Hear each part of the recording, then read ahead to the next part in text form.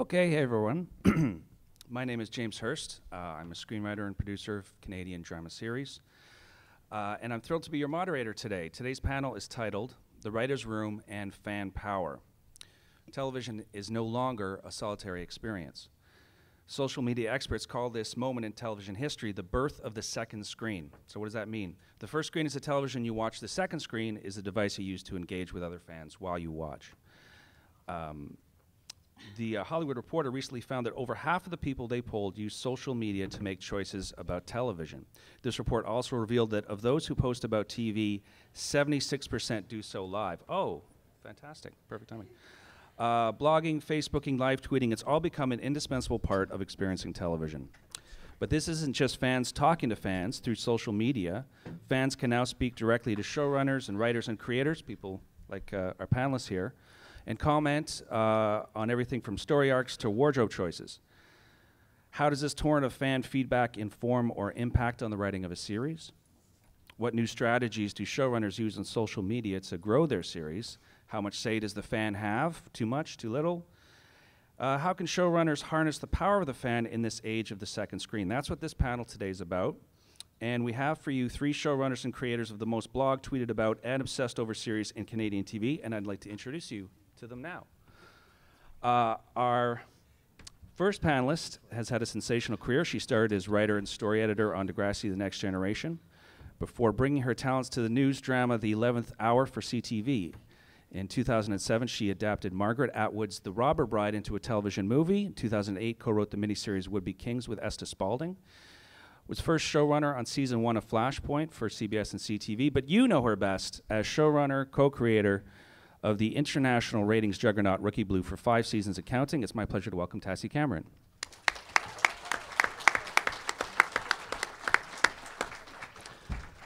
Our next panelist has had a richly varied career in film and television. While at the Canadian Film Centre in 1997, he co-wrote the, what I like to call, Franz Kafka meets M.C. Escher cult classic Cube, spawning multiple sequels. In television, his credits as writer and producer include Flashpoint, Endgame, The Bridge, and the MOW Crazy Canucks, but you know him best as the co-creator, co-showrunner, and main writing dude behind the heralded and subversive Orphan Black. It's my pleasure to welcome Graham Manson.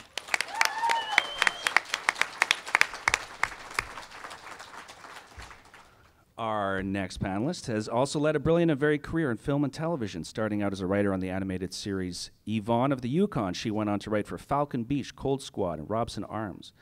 In 2008, she wrote the animated feature Edison and Leo before going on to serve as writer and producer for CBC's J-Pod. She served as writer and producer on Being Erica's debut season. Soon after, she became writer and co-EP on the Why Done It series Motive. But you know her best as the creator, showrunner, and badass mama jama of the hit series for space and sci-fi, Bitten. It's my pleasure to welcome Dagan Fricklin.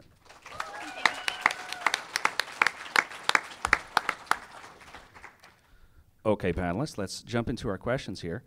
Facebook launched in 2004, Twitter launched in 2006, and all 3 of you have been actively writing television since before this time.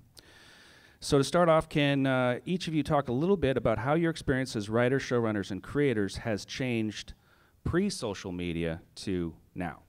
And let's start with Dagan. She's sitting right next to me.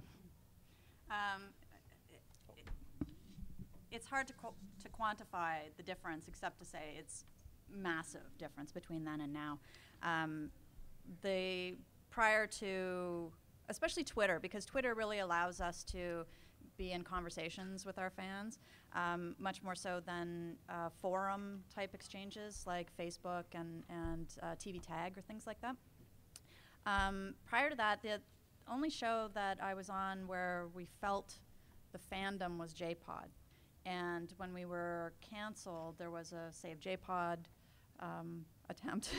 But it was great to feel that there were fans out there. Canadian television doesn't have the same sort of media blitzes as American television. So as a writer, it's hard to know that there were fans out there before Twitter. But then that happened, and kaboom! Now it's incredible. Yeah. That's great. Well, Graham, let's hear what you have to say about this topic. It's vastly different between when I started, or even 5, even 6 years ago. I think what happened first is it became easier for the fans to communicate with each other, and first of all that happened, and then we all just kind of had to fall in behind. Really, I don't think. Social media strategy evolved on the fly, and it evolved because because this made it possible to discuss shows on the other level first, that other window like you're talking about. And Tassie, Rookie Blue has an incredibly rabid following online, as I've seen, and I believe there's names for your fans. There's a little catchphrase or something I've forgotten. Oh, there's a bunch. There's probably a bunch. There's a Okay, bunch. yeah. Each of our shows has our. No doubt. Yeah. So Tassie, how, from your experience starting before the second screen to now, how do you? Well, how do you as feel these the guys difference? say, it's a completely different universe. And I remember Rookie Blue, we started it 5 years ago, and I remember in the first couple weeks of development, they brought in a social media person and said, we're going to give you guys some training on Twitter. And I'm like, I honestly, I don't know what that is. And they sort of said, I think you'll find it's important. And we all kind of reluctantly signed on. And then, the first year you're writing to everybody because you can't believe anybody's watching. And the second year you're writing to the people that are nice to you. And then you're, and then you start to get to a kind of super saturation point where you're trying not to listen too much because you find it's affecting you. And it's reverbing back into what you're doing creatively, which is really, really interesting, but also kind of scary, a scary place to be. It's a radical difference. And do you have a specific it sounds like you're pretty involved yourself with interacting with fans. Do you employ any sort of strategies? Do you say, is it formal or informal? Like, do you say, I'm going to handle this, or do you delegate, or do all? Because this is also about the writer's room as well. So do you delegate, let's say, certain people in the room to respond? In my case, no. It's very informal. It was very organic how it started.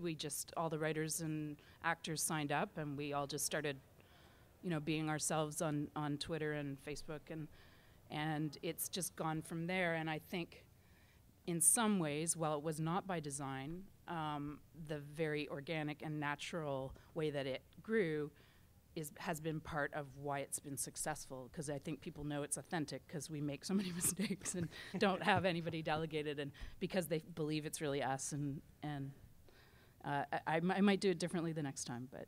Interesting. How about you, Graham? It's sort of a mix of formal and informal. With the networks, there's a certain amount of formality because there's rules around spoilers, especially. Everybody has to be on board with that. So, the networks, we have two networks, BBC America and Space in Canada. The networks each have their own sort of strategies for what they want to do with social media, and then they have access to the same sort of material, the behind-the-scenes stuff, the gallery shoots and the images that the production puts out, and then they choose differently what to do with them. And then on our side, on the writers and the creators and the actors, it's more informal. They'll sort of coach us lightly off the top about things like spoilers and what you can and can't do, but then they let the creatives kind of have the personality. And then even with, I think BBC America is a real engine behind it. They have dedicated people that engage with fans, and they are behind the Tumblr, which is sort of the fan club, the real fan club of the show. And but they've let it, even within that, they've let it evolve organically. Nobody named Clone Club but the fans, and so it's engage and it's nurture, but it's not steer. I think it's not direct. It's to let that fandom evolve organically. Interesting. And then there's also Temple Street, our producers. So they have their own multimedia as well, and they're kind of a bridge in between, as well as online for their own their other productions as well. So, that's 4 or 5 different arms, sort of. And there's some rules, but a lot of it is just kind of go with God, really. And if if it sounds like there's a lot of different streams of people saying, well, let's do this, let's do that, who decides? Is it a very collaborative process, or are there moments where you as the showrunner and co-creator and all of that have to say, no, I think this is the right way to go? In terms of social media strategy, well, they kind of, yeah, they'll run what they want to do by us, and it's very difficult, like I'm sure these guys will agree, it's very difficult to provide any additional content when you're running a show. They love that stuff, but it's like, who's going to do it? You know, who's going to write it? Who's going to act in it? You can't call on your actors to show up on multimedia all the time. You know, that some of they have to temper what they want or come up with strategic ideas about what that content should be so that it's not taxing people too much. Interesting. Dagan, maybe you could, I know you're very, have been very active with social media, and Bitten's been huge, all these shows have been huge hits with social media. Can you think of any moments or that a particular impact where fans have reacted, let's say to a crazy plot twist or killing off a character or a kiss between two people, that sort of thing, that have two questions. One is, do you have enough time to react to it because you've already you've already aired the episode, and how do you apply that going forward? Let's say if fans love a certain character or hate a certain character, do you have time to address it, and how would you address it?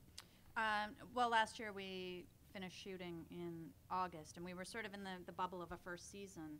We had some feedback from fans because we're the only show on this panel that's an adaptation. We have a fan base that came with a pre-existing expectation for what the show would be, which is great because you've got a pre-existing fan base, but also anxiety-making, I guess, because of those expectations. And one of the things about adapting material is that I can't think of a single adaptation on television that isn't taking some liberal choices away from the material. Game of Thrones, Walking Dead. I mean, we're writers and creators, so we adapt things. We don't just type it out verbatim. Which means that we, took the show in a certain direction and killed characters that survived in the book and let other characters live that didn't survive in the book, and cast slightly differently than how the book was. So there was some pushback. There were some book fans that chose off the top to not engage with the series. And then there were book fans that just said, look, these two things are separate entities. The author of the books was very gracious. Kelly Armstrong was very gracious in identifying. Oh, sure. Oh, thank you. Thank you. The author of the books, Kelly Armstrong, was very gracious in identifying to her fans off the top that these are two separate entities and they should be enjoyed separately. I think I went off on a tangent. No, I think you. The question was. But in terms of, do we have the chance to adapt and react to fan comments? Yeah. Well, so as I was saying, we finished shooting in August of last year, and we were on the air in January. So we were long done before the fans were able to watch the show and engage with the show. And it was, but it was a really nice sort of relationship that built with us, and it was a relationship of trust that the fans sort of placed in us, that once they were on board with the material and comfortable with the direction that we were going in, then it was just, we trust your judgments. And one of the things that we wanted to do too was to make sure that the book fans weren't anticipating every single twist and turn. Right. That there were some surprises for them along the way too, so that everybody's enjoying the roller coaster. Interesting. Tassie, maybe you could speak to your show is I'm sure, as everyone knows, is a cop show about young cops and learning as they go, but it's also very famous for some big plot twists and some big character reveals that I've seen through looking at the show on social media. Fans love and hate. Is this so? I'd ask the same question to you. How do you react to fans loving when two characters kiss or break up, or how do you react to it? And is it also a strategy that if perhaps people are upset, that maybe there's something to be said for that it is an engagement of the fan? It's a really good question.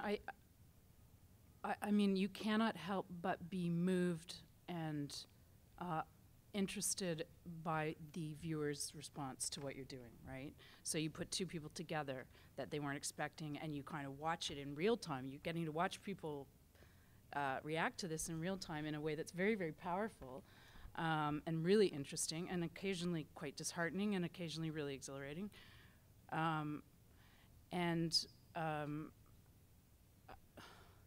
You know, I think that you get, when people get incredibly negative, you know, that's difficult. We have, you know, these McSwarrick shippers, our main couple, the shippers. You know, who are really, really passionate and can be quite tough, you know. And so when you're sitting there getting a stream of stuff telling you to go work at Walmart, because you've made such terrible decisions, you know, it can be difficult, and then you just kind of have to laugh it off with the other writers and move on. But yes, it does affect you. You do sit there going, I don't think there's chemistry between these two people. Nobody's given them a nickname, you know, as a couple, or people really love this new character that was just supposed to be in for one episode. Let's bring her back. You know, yes, it affects what we do creatively. It definitely has an impact. Graham, of course, you all the same questions apply to you. I came across, and I'm sorry I don't have it at the top of mind, but there's an interesting interaction you had on Twitter, maybe a few weeks ago, with I think it was a scholarly source had written something quite erudite and intellectual about Orphan Black. And you had again, I wish I could remember his name. I should have written it down, but I thought it was quite a moving interaction you had. Do you remember what I'm talking about? Was it a science-based thing, or was it a more personal? I believe it was some sort of scholarly article. Maybe it was science-based, but it looked like they'd presented a tremendous amount of research, and I would have thought that'd be quite flattering, really. Yeah, that is one of the amazing things. Like you know, aside from the amazing amount of fan art and things like that, the creativity of the show, that some people have really latched on to sort of some of the sort of higher purpose of sci-fi and genre, right. Which is, you know, which is to shine a light on society and issues. And we work really hard to do an entertaining show, and yet to be smart and to try and push issues of ethics and genetics and personal identity in all its guises. So when people pick up in the fandom, they pick up those themes. That's amazing, because it's really, people are really thinking, people are inspired, and they're inspiring other people. That's like some of the most rewarding interaction for me. It's when it spawns other things. Like there's a Clone Club book club now where they discuss everything from our literary references to ethical issues and things, as well as some really, you know, a lot of kids facing gender identity issues and their own crises, and being very frank and open and honest in writing really touching essays or making videos that are confessional, that you know, that really they touch all of us, that make the show, and they feel like they have the support with this community of Clone Club. So that's nothing we did. That's what people did themselves. That's their own inspirations. It's really nice to know that they respond to those elements of the show, and that you can, you know, you can write smarter, and you can challenge your audience, and it helps the network to see that too. And so when you're being, you know, nobody's trying to dumb us down, and part of that is because of the response that we get. So yeah, that's very interesting. Yeah, one thing, just throwing a note that just crossed my mind, that's very interesting about the world of television right now is that it's very important, not just the numbers, the amount of people who are watching your show, but who, and are the, you know, everyone wants people who are very active on social media, because they're going to promote your show, they're going to help grow it, and it's very important to reach out with these people, and it really does. I think, and you guys can speak to this, but I think it affects also, you know, for all those in the room who are writers or interested in this sort of thing, it can really affect what show goes and what doesn't, and that sort of thing. So it's a really, really important component of what goes into television. One question I have. Tassie mentioned before the shippers and the people who will vote for, let's say in your ship you've got, there's the new girl that is pulling that guy away or whatever, and it can get into quite big debates. The fans can get into very big debates, and so there's that kind of debate that goes on, and then there's the debate of fans saying, I hate this episode, or I hate this storyline, or I can't believe they wrote this script. All manners of debates that go on. So I'd be interested in hearing your guys' take on that, and what do you do? Do you wade in? Do you stay out? Do you ignore it? Do you pay attention to it? Do you embrace the debate? So why don't we start with, well, actually, Dagan hasn't had a time to talk, so. I spend a lot of money on my therapist, honestly. I mean, I read everything. Like as Tassie said, I had to reach a point where I stopped reading things. In our show, because we're an adaptation, well, in second season, admittedly, we're only using the second book as loosely adapted, the second book. So there are times where I would like to wade in, and especially around the choice around killing one of the characters last year. But then at the same time, we have such a really passionate fan base that it's also nice to just watch them engage with each other and work it out amongst themselves and watch from afar and see how that happens. Because I feel like as soon as I weigh in, then the attention would come to me, rather than to the discussion amongst the fans, which I think is the most important. Interesting. Tassie, what do you feel about fan debates and a strategy of involvement or non-involvement? I try to stay out of it to some degree, because, as you say, it's the viewers' community, not mine, and I'm happy to be privy to it and to get to read it and learn from it, but I try not to direct the way it goes too much. That said, we also killed somebody that was a beloved character in our third season, which just was like I thought my computer was going to explode, and I did weigh in a couple times to just try and explain that we did this, not because we didn't like the actor or because that we did it, because we were trying to show that in a world of policing, high-stakes policing, occasionally people die, and so I was just trying to make that point. And I have, once in a while my guard goes down and somebody will start talking about how an actor's ugly or an actor's a slut or something, and I will kind of snap out and say something like really, we're doing this? Because it just seems kind of off point, like off limits. You just shouldn't be. So I will comment once in a while in that way. I try really hard not to. I usually regret it in the morning. Right, So. Interesting. Graham, how do you feel about fan debates and entering or staying away?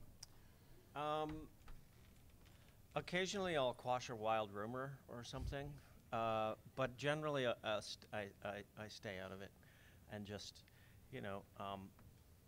engage and promote and sort of, retweet and give people props for the things that they're doing.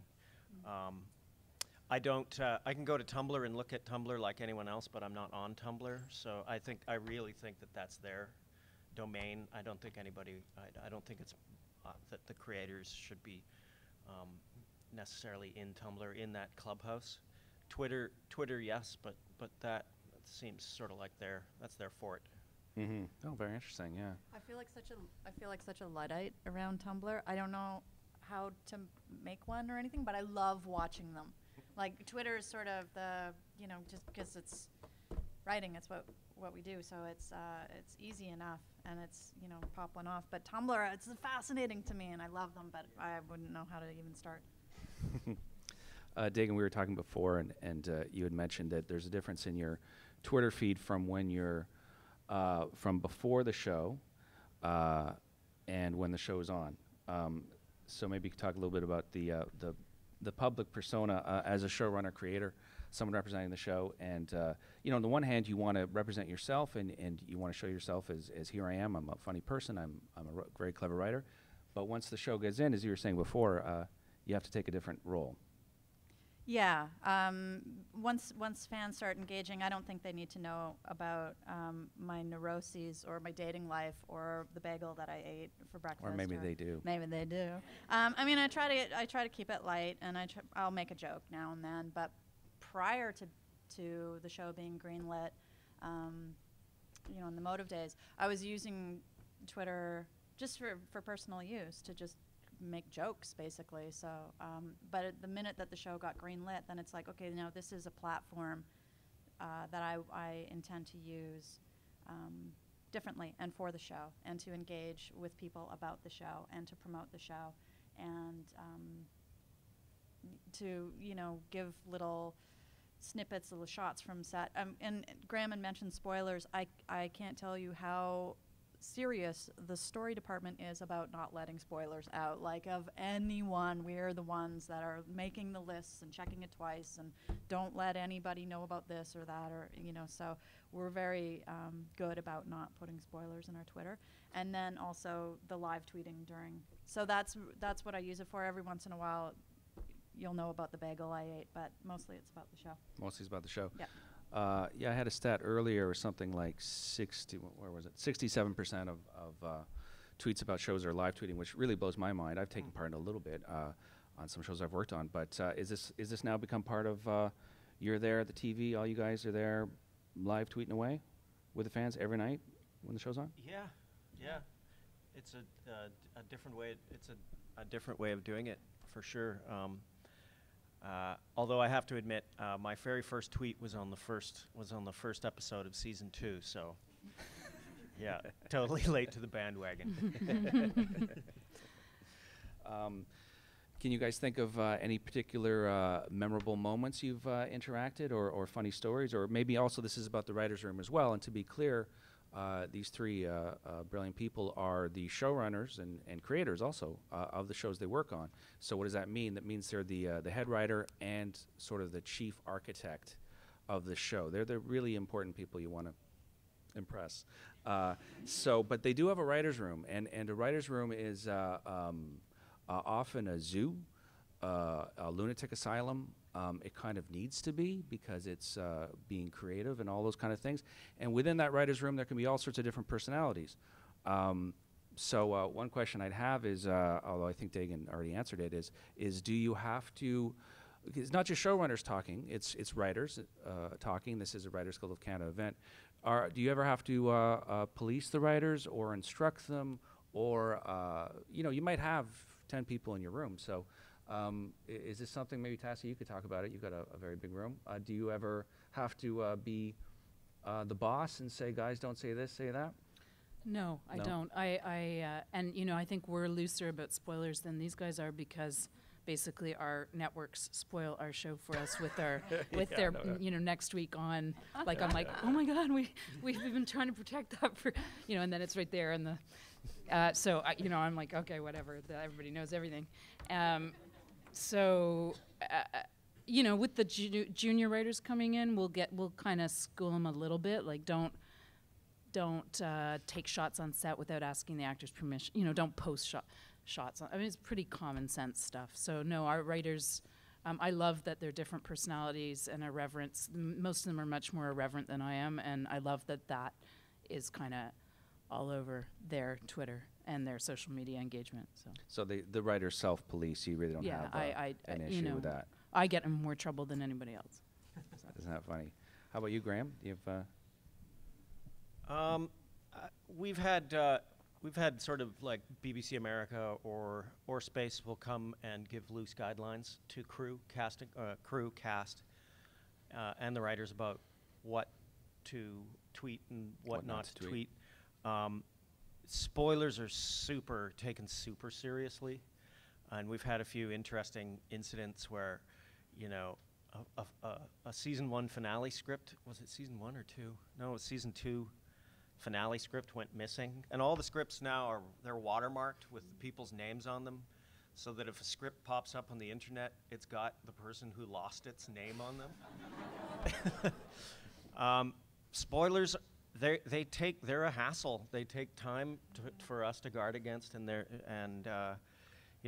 so this script went missing, and some little tweets started showing up on this account, and we were looking at it going, oh, this is however this kid, like we're going, this is just a kid, got hold of a script, they don't really know what they're doing, but the networks were like, legal, and bring on the legal team, and like find who's doing it, and like pull the account from Twitter and all this stuff. We're like, it's just a kid.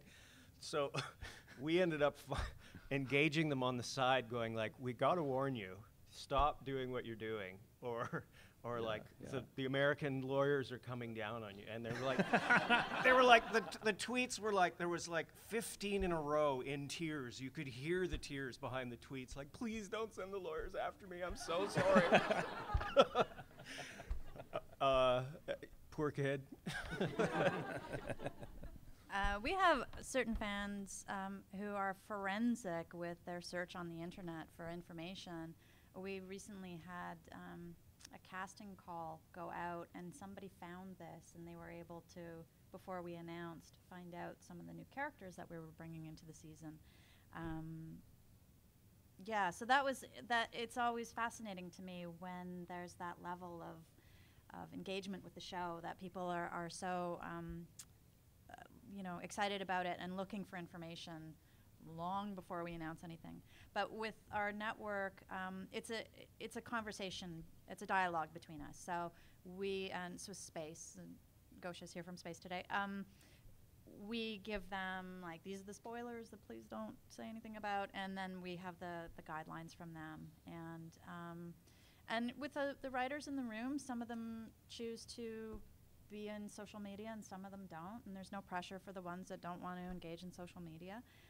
And for the ones that do, it's they're self-policing as well, because if you want to put confines on writers, they'll just unplug. So I think before we turn over, I'd love to hear some questions from the audience here. There's so many people, and I'm sure you've got questions not just about social media, but about your favorite show.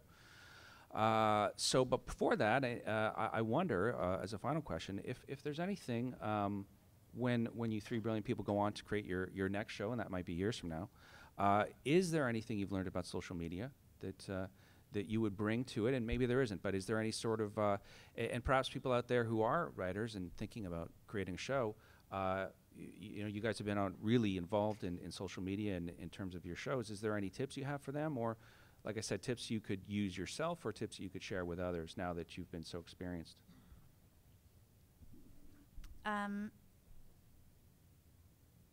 There will always be dissenters. There will always be people who don't like things, and there will always be people who love what you do. And for me, it's just take it all, and or take none of it, or however much you want. But it's a really fascinating way to engage with the fan base, and I love it. And I'm glad that I'm making a show in this day and age where we can do that. I think I would, now that I've sort of been through through it with the show, through the social media route, I would definitely start earlier than I did, and but I would always make sure that that the process is not, that you share the process, and the process is organic of creating that community. You can't dictate what it should look like, what a fandom should look like. It has to grow on its own. So you can only just sort of be on the side and nurture it and engage. That's really nice. Tassie? I mean, all I can think about are very practical things. Like, I still don't know how to post a photograph to Twitter, so I would suggest that people learn how to do that. I would love to learn how to do that. I plan to do that on my off time. We'll teach you. We'll teach you right Okay, after this. I really don't know how to do it. So some really practical training is something that I would do, and I would do with a room, and I would do it, as you say, earlier. And I would probably, if I was doing it again, try and have a bit more of a strategy as a room. You know, what are we putting out? Are we talking about our season themes online, or what? You know, sort of try and be a bit more thoughtful in what we were putting out there. But I completely agree with Graham that it is an organic thing. You have to be yourself. That's what people are interested in. They're interested in interacting with people who are real people and being themselves, and that's very, very hard to strategize about. So, I would just get a little more tech savvy. Yeah, that's true. Because if it's a Twitter account or a Reddit or something like that, where it's so obviously just a representative of that person, whoa. You can just tell a mile away. Yeah. So. Very interesting. Okay, well, that's really great comments. I've learned quite a bit. I would love to hear some questions from the people. Well, the first hand I saw was that gentleman right there. So with the hat, stand up and speak loudly. I'll try. Oh, that's very loud. That's good. My question is, what's the difference between writing for novels and writing for a script for a televised program, or a clip, movie, or television? I'll repeat the question. The gentleman would like to know the differences between writing a novel and a script. Well, yeah, we've got a number of people here. I've Could never take that written question. a novel, so I don't know. Well, I we've mean, got fewer words. I don't know. Dialogue, writing. I mean, okay. The difference is you're writing for something that's visual. You're writing for a visual medium, so you're having to play it out in your head. The dialogue, the stage directions. You want as little prose as possible, at least in our case. So it's really trying to replicate what you're imagining visually, which is a very big difference. Because it will have to be filmed and shot. The way that we write dialogue for television too, hopefully when you watch it, doesn't feel like it's exposition, but it is. We're trying to convey a bunch of information to you in a way that sounds like organic dialogue, but when you actually listen to two people having a conversation, it's slightly different than what we're doing in television dialogue writing. And a screenplay is not like a novel. It's not written to be read by an audience. It's written to be read by a team who are going to make a television show. So there's a different kind of discipline and it's a different kind of beauty. Only we appreciate the beauty of a really good script, where many people can appreciate the beauty of a good novel. I think a really good script is invisible when you watch the show. Yeah, there's an economy of language in a script. Okay, very interesting. Oh, great! So many hands. You, sir, right there. Okay. My question is, I guess everyone on the panel has had the experience now of starting as writers on various projects and sort of coming into being a developer and a showrunner. My question is, how in the time that you've been working, has that process changed? Because I know for some time the American episodic TV model was, you would take a show that you liked or that you thought you could write for and do a spec script for them. And if they took that episode and it did well, people would notice. And now when you have a story department that develops a whole season at once, there's nowhere to fit the random episode that is ignorant of the secret continuity where everyone goes to the beach, or the random Christmas episode or whatever. There's no way to produce something that is in line with the development of a season you don't know about. So how is that model being replaced for people that are just coming in as writers? Right. The outside writer is a very rare thing now. Do you guys ever? We never use it. And it would only be in episodic television, and maybe only in long-running ones where they're like, we need ideas, we'll take outside ideas, like the old Star Trek used to do, where I remember Stargate used to do that. Stargate used to, we're like, okay, we've done 130 episodes. Now, anybody got any new ideas?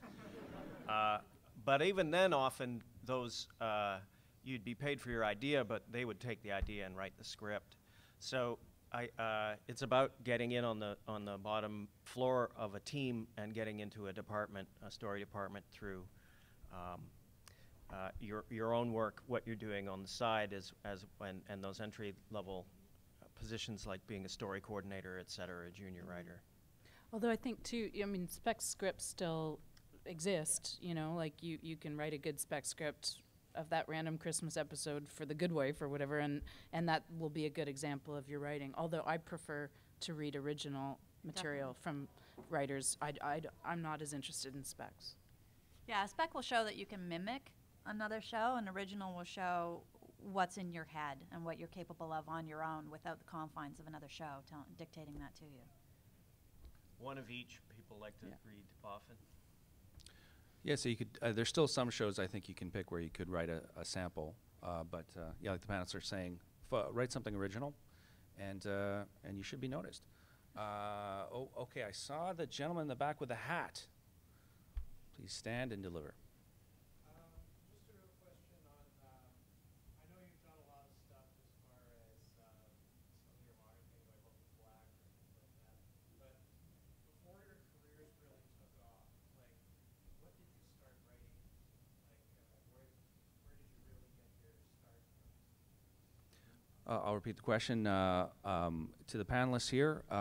Where did you get your start writing before you started writing on television series? Where did you start?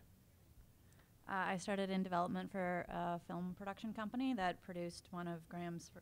It was your first feature, wasn't it? Oh my goodness. Rupert's Land? Second. Second.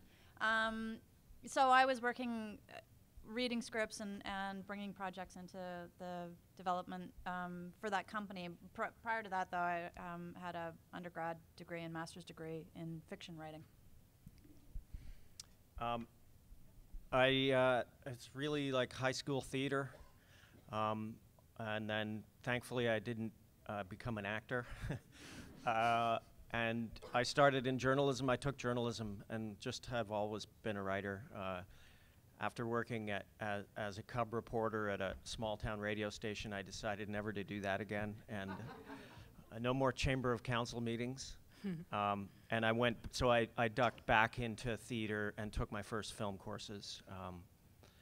Always as a writer, but I also worked in the art department for 6 or 8 years after university to learn how to make films, which is a really important thing for all of us, is that practical experience on a film set, whether you're writing or not.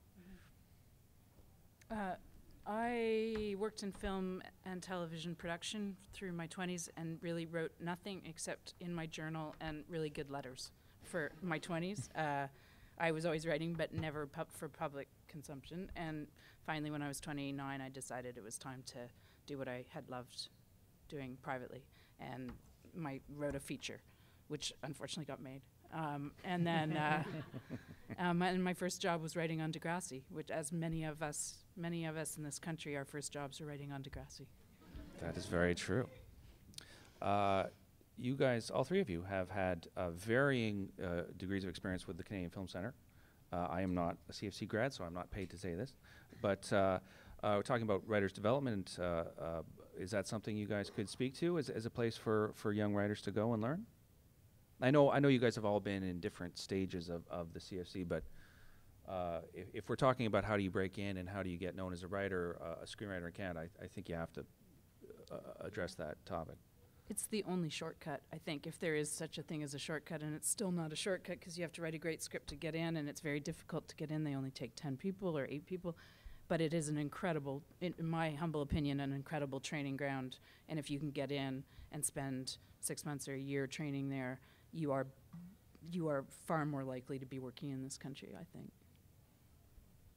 I think it's a great place to go too, but it tends to take people with a little experience under their belts already, and there's many other colleges and film schools, etc., from Sheridan to all these places that produce a lot of people who are working, but there's no better education than just getting out with your own cameras and your own stuff and making your own things. And there's more venues to put that on, up on the web and things than there was when I was coming up.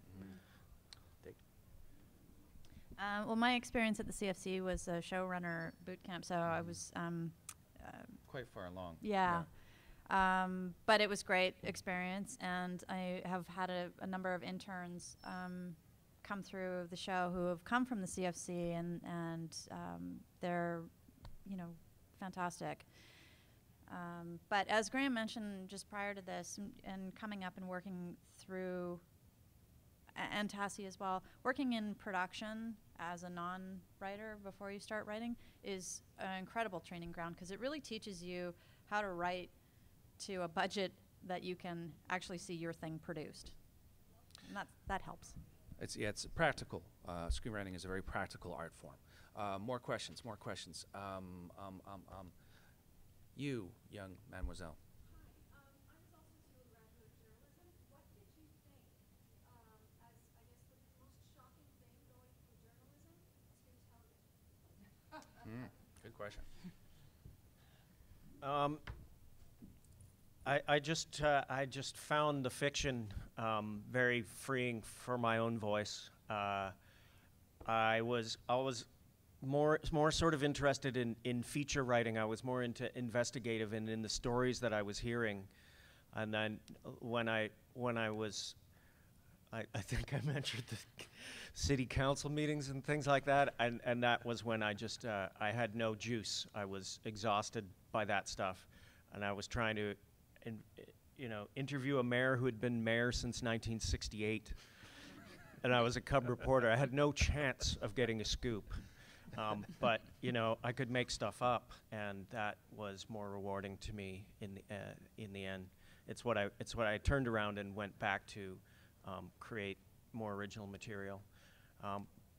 But journalism taught me a lot about structure, simple structure tricks that I still use.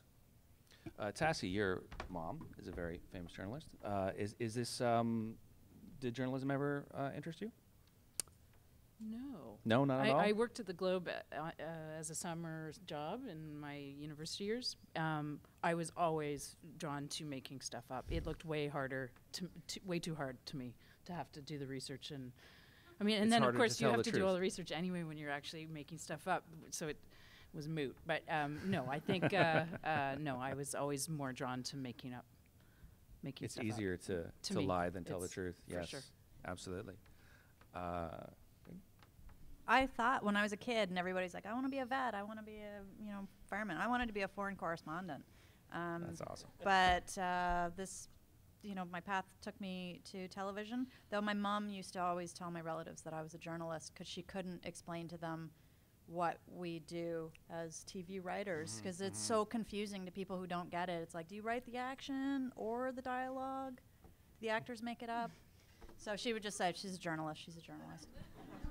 It is. There's something about black and white I think is a lot easier for particularly relatives to get their heads around. I know I have a number of older relatives that will tell me, oh, but you don't tell them what to say though, right? I mean, you present them some options and then they pick. You imagine standing around on set with actors saying, so how do what do I say? No, you don't have time for that. It is quite funny. More questions, please. Oh, okay. You, young lady.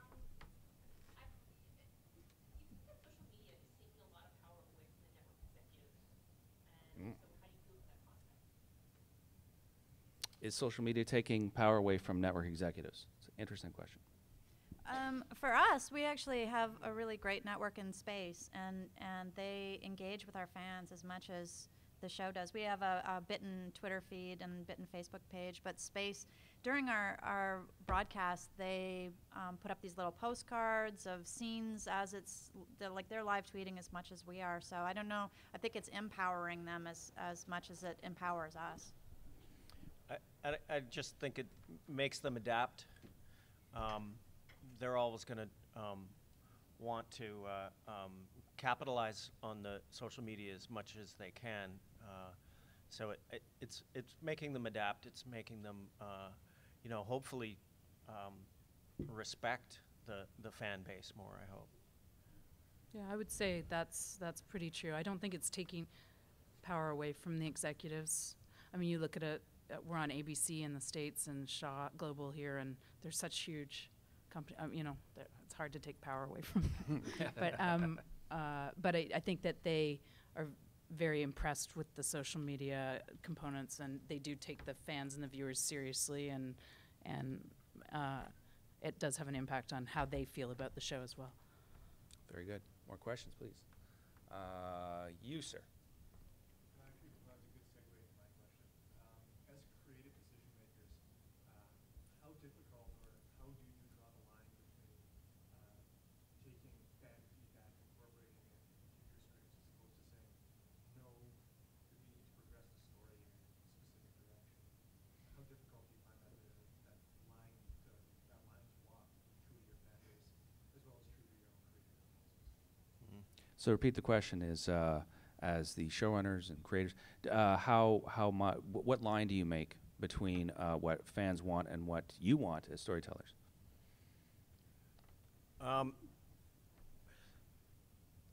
Orphan Black is a mystery, so it's a puzzle, and the fan input can't really affect the master plan.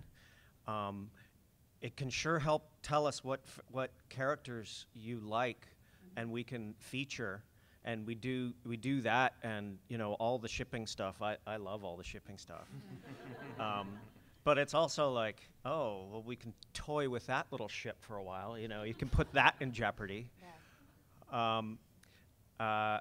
So the big things, you have to be careful about being swayed by the big story things, but we love the little things. I love trying to throw things in there in dialogue for the fans, little references, little pet names for the characters that the fandom comes up with that we've started using on the show, and things like in Cosima and Delphine's lab, we hung a picture of a ship in the background. I don't know. Probably nobody saw it but us, but we were like, oh.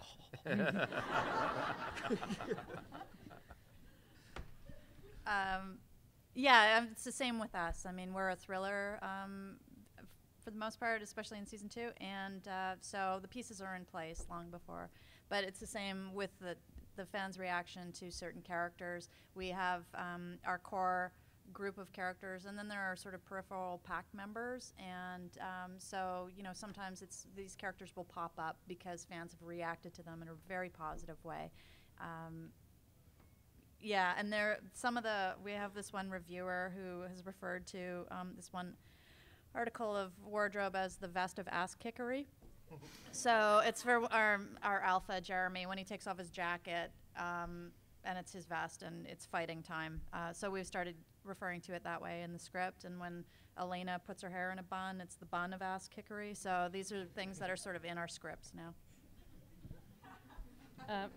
It's very similar. I would say that it has an impact on us on a kind of macro level. Do the viewers care about these characters? That affects us. We give them more of those characters, and then we also are really interested on a micro level. We took a viewer's idea for what to name a baby. Like we'll do little things, little nods, little Easter eggs for repeat viewers. So it kind of helps us on that level and that level. But the stuff in the middle, suggesting story ideas, we don't take kind of that. And I think if we were to take our most vocal fans' suggestions for story ideas, it would just be our two main characters hugging. So it wouldn't be very interesting, I don't think. Right in the back, the Bat Girl. That's you. No, I said Bat Girl.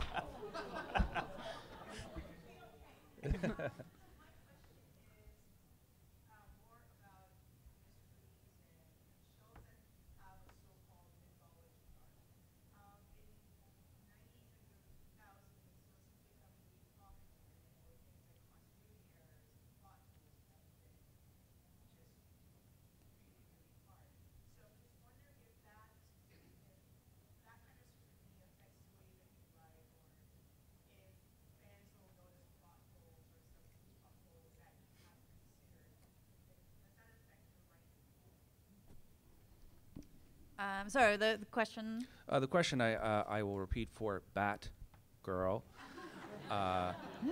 was, in this day of second screen and intense scrutiny your shows are under, and intense discussion, picking up any little mistake, does that affect you, or do you worry about it, and does it affect what goes on in the room? I think, well, again, it's we're in the can long before fans are able to see it. But I think one of my favorite things in season 1 was somebody reacted to 2 characters were able to drive from Toronto to upstate New York in seemingly 5 minutes of screen time. And that was called into question, but the fact that one of those characters is a werewolf, not called into question.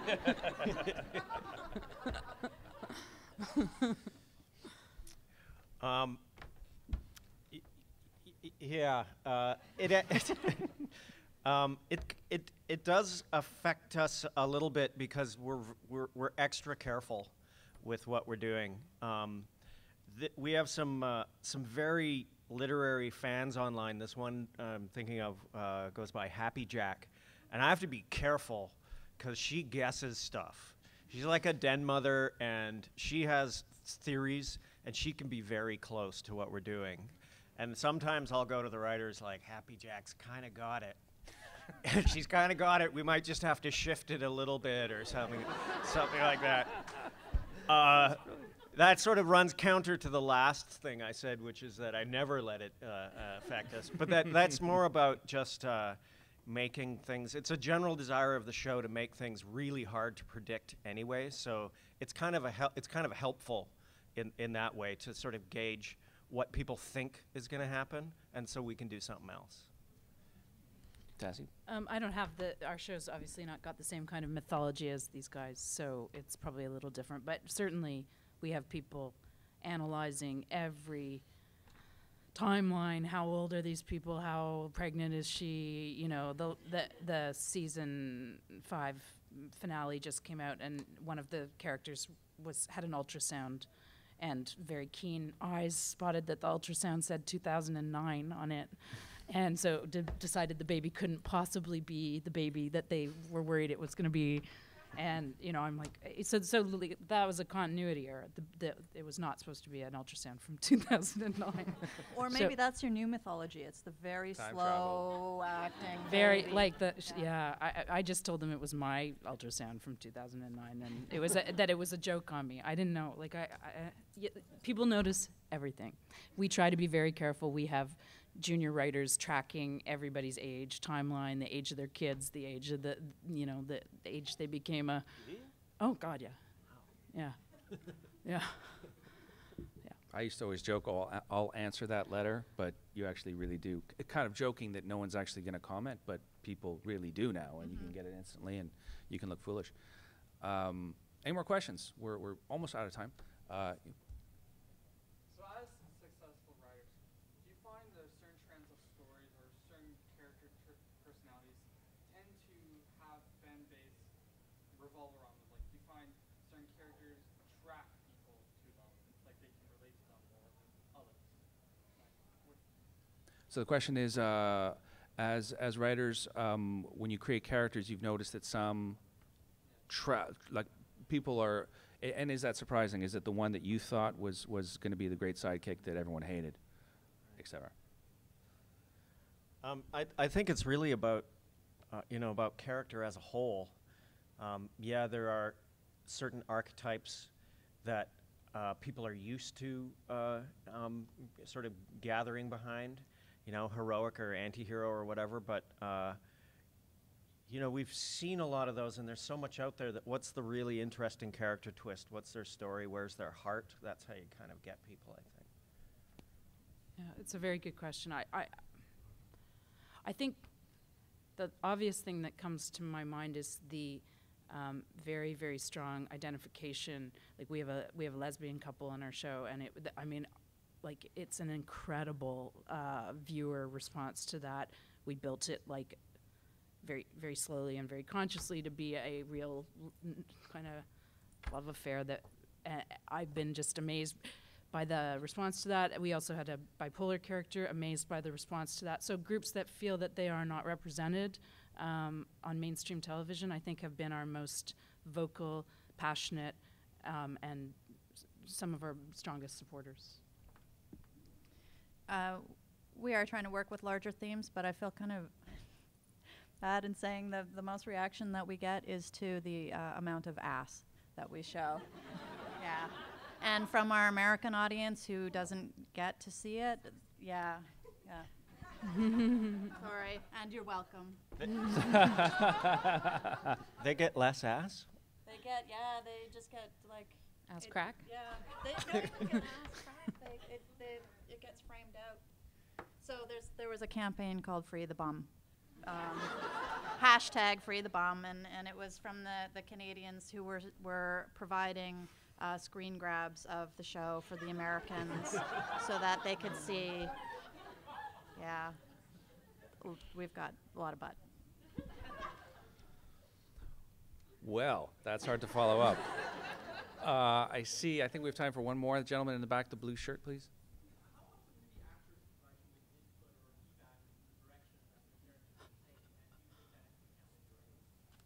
How often do actors offer feedback into the writing?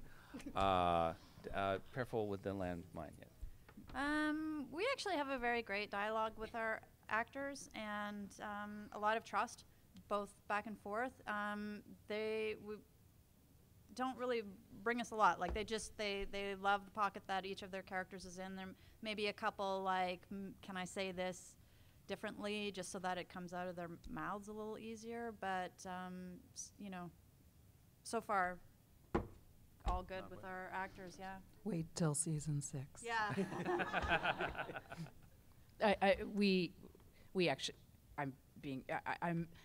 you're catching me on a day when I had to go to set and get mad at everybody I was like, this is like Night at the Improv. What's happening here? So we have actors that I love their contributions, their improvisations. I'm so open to it that it sometimes kind of can spiral a bit out of control. So they have a lot of input. They really care, and we listen to them all, and we do what we think is best for the show. Graham. If you have one actor playing 6 or 8 parts, you better listen to them.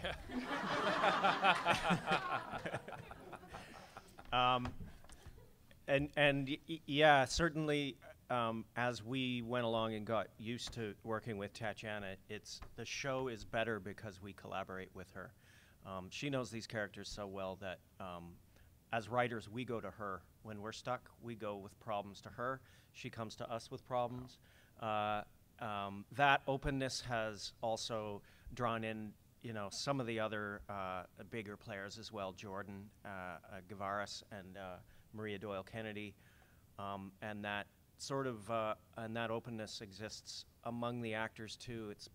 They're very supportive of one another, and they're still, they're sort of in that same boat where the script is dropping, and a lot of the actors don't know what they're going to be doing next, but it's crucial that Tatiana and our bigger performers know what's coming so they can prepare because they're really busy. And I think that goes back to really one of the big questions earlier, which is what's the difference between screenwriting and show running and other forms of writing, whether it's journalism or novels, and that's this is a collaborative art form. Writers, screenwriters, and showrunners are a slightly different kind of writer. All writers are similar. We spend a lot of time in our heads, but I think what Graham's talking about is really interesting, and what all these panelists have said is very interesting, and I think it's very germane to this topic of social media and writers needing to be open to it and open to feedback wherever it comes from, not losing their core, not losing what's important to them and the audience. But I think that's been a really, really interesting dialogue. Is there any last questions? One, fantastic. You, mademoiselle. What will you take from these questions and use on the shows? If anything, maybe nothing. What will you use from these questions? What have we learned here today, panelists? I've just got my social media thoughts a little more well organized for the upcoming season. Thank you. Look, I have notes.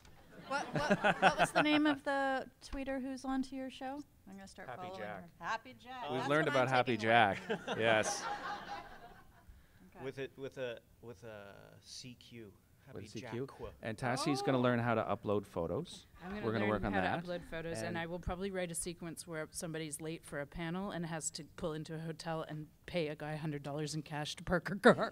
Oh my goodness. So that's Wow. not something that I learned, but it's except experienced. giving myself more time. Fantastic. Dagan, what have you learned here today? What have I learned? Well, this is going to be super sincere, and I'm sorry, but I've learned that our show and your shows have fans who will come to these panels, which is incredible, and thank you so much. They like you, goddammit. Yeah. They like you. And a brief shout out to the Writers Guild of Canada for hosting this event. They are a terrific organization. And for those writers in the crowd who were asking some writing questions, please go to the website. It's got a lot of information. I understand there's a video coming out next week. The magazine's available. It's a great resource. And there are other resources too. And these people are very available. So and always eager to help. So thanks so much for coming out. And yes, thank you to our panelists. Thanks so much.